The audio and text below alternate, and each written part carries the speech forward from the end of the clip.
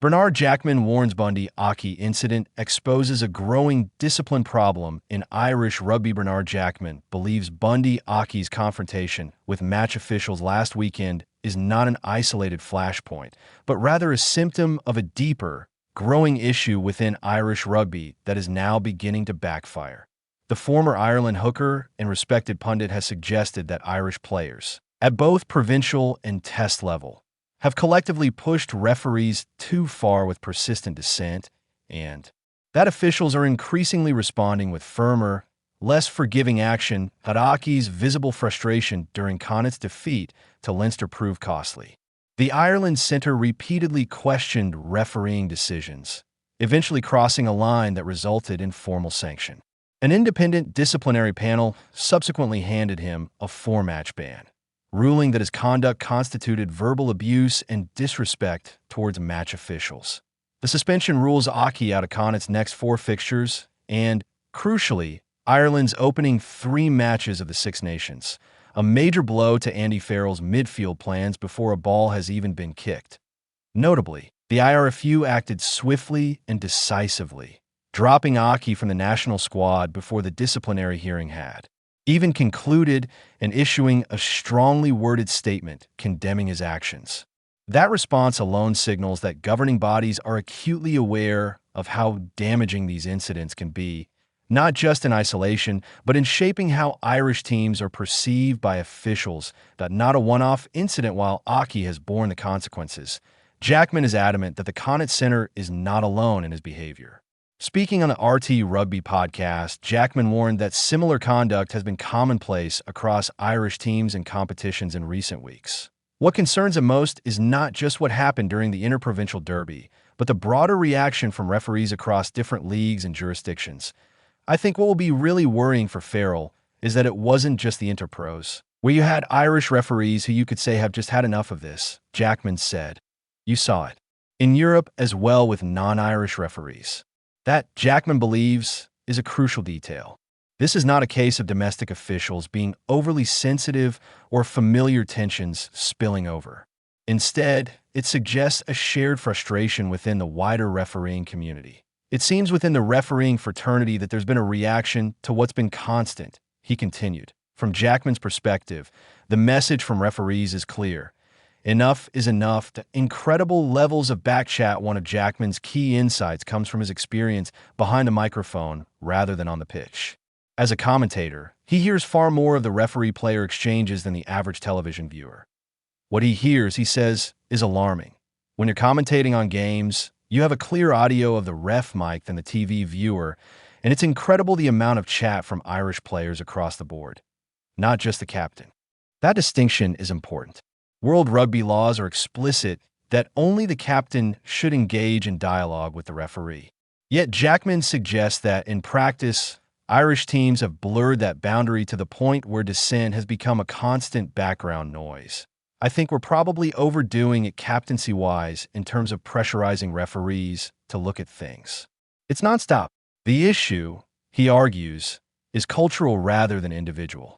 Players have grown accustomed to questioning decisions at every breakdown, ruck, or stoppage, often in numbers. In the background, every ruck there's 4 or 5 Irish players in a provincial jersey shouting and telling the referee what to do.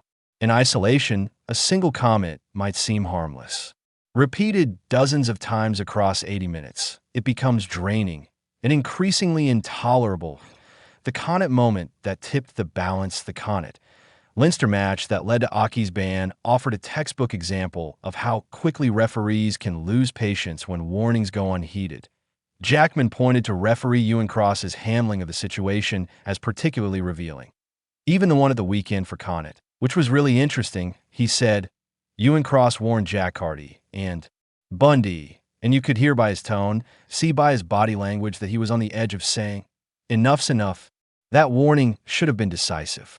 Instead, Aki continued to question decisions, and only a few phases later Cross penalized him for dissent. He warned them, and a couple of plays later, he has to penalize Bundee for questioning the decision. From the referee's perspective, the sequence was straightforward.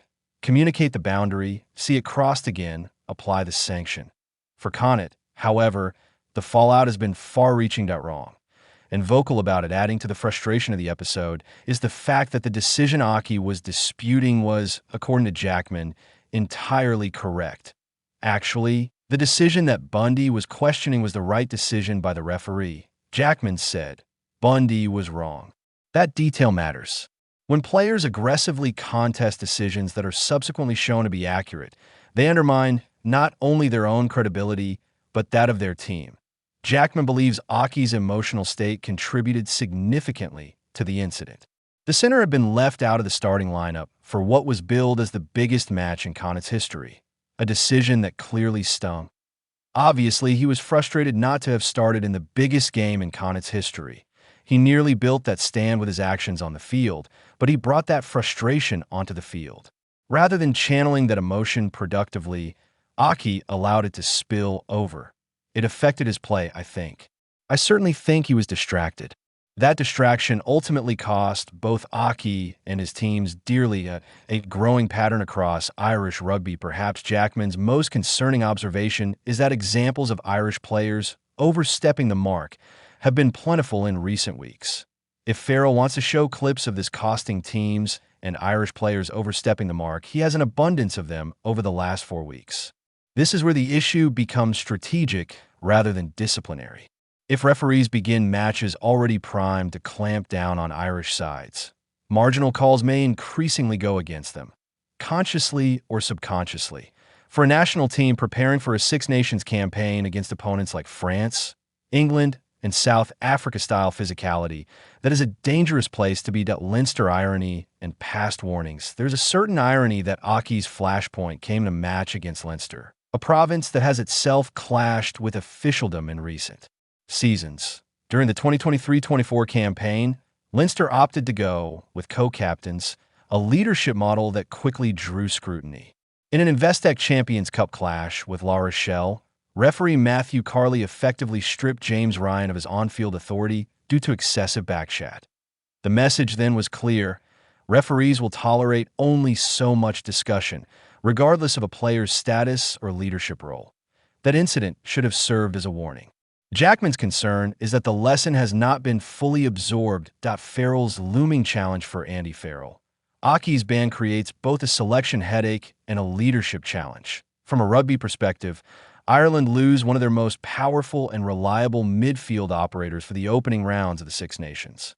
From a cultural perspective, Farrell must now ensure that standards around referee engagement are reset quickly and clearly.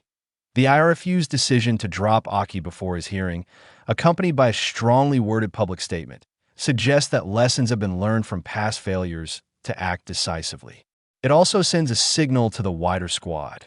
Reputations will not shield players from consequences. But as Jackman implies, individual punishment alone will not fix a collective habit. A moment for reflection. Irish rugby prides itself on intelligence, adaptability, and marginal gains. Yet Jackman's critique suggests that one marginal loss, respect for officials, may now be eroding those advantages. Referees are human. When they feel undermined, harassed, or persistently questioned, they respond by enforcing boundaries more strictly.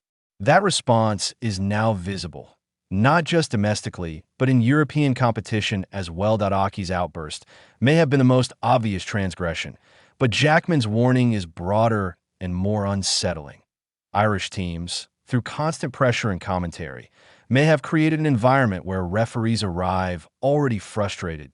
If that perception hardens, the consequences will extend far beyond one 4-match ban. For Ireland and its provinces, the challenge now is simple but urgent.